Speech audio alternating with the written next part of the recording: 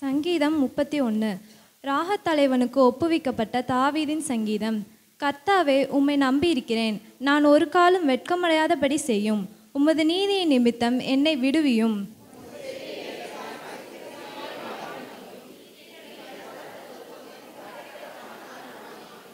என் கன்மலையும் என் கோட்டையும் நீரே. உமது நாமத்தின் நிமித்தம் எனக்கு வழிகாட்டி என்னை நடத்தி அருளும்.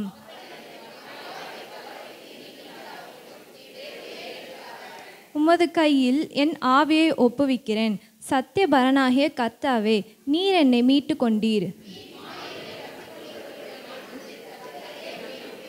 உமது கிருபையிலே களி கூர்ந்து மகிழுவேன். நீர் என் உபத்திரவத்தை பார்த்து என் ஆத்மா வியாகுலங்களை அறிந்திருக்கிறீர். எனக்கு இரங்கும் கர்த்தாவே, நான் நெருக்கப்படுகிறேன். துக்கத்தினால் என் கண்ணும் என் ஆத்மாவும் என் வயிறும் கூட கருகி போயிற்று.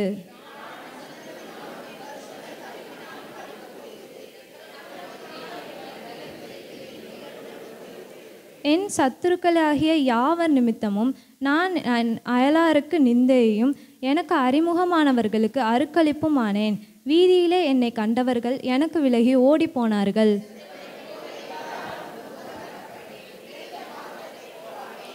அநேகர் சொல்லும் அவதூறை கேட்டேன். எனக்கு விரோதமாக அவர்கள் ஏகமாய் ஆலோசனை பண்ணுகிறதினால் திகில் என்னை சூழ்ந்து கொண்டது. என் பிராணனை வாங்க தேடுகிறார்கள். என் காலங்கள் உமது கரத்தில் இருக்கிறது. என் சத்துருக்களின் கைக்கும் என்னை துன்பப்படுத்துகிறவர்களின் கைக்கும் என்னை தப்புவியும்.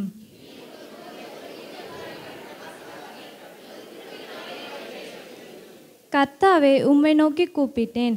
நான் வெட்கப்பட்டு போகாதபடி செய்யும். துன்மார்க்கர் வெட்கப்பட்டு பாதாளத்தில் மௌனமாய் இருக்கட்டும்.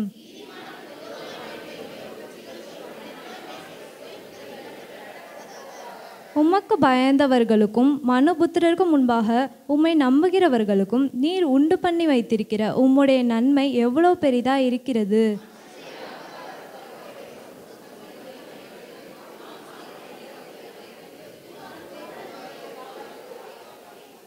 கர்த்தர் அரணான நகரத்தில் எனக்கு தமது கிருபையை அதிசயமாய் விளங்க பண்ணினபடியால் அவருக்கு ஸ்தோத்திரம்.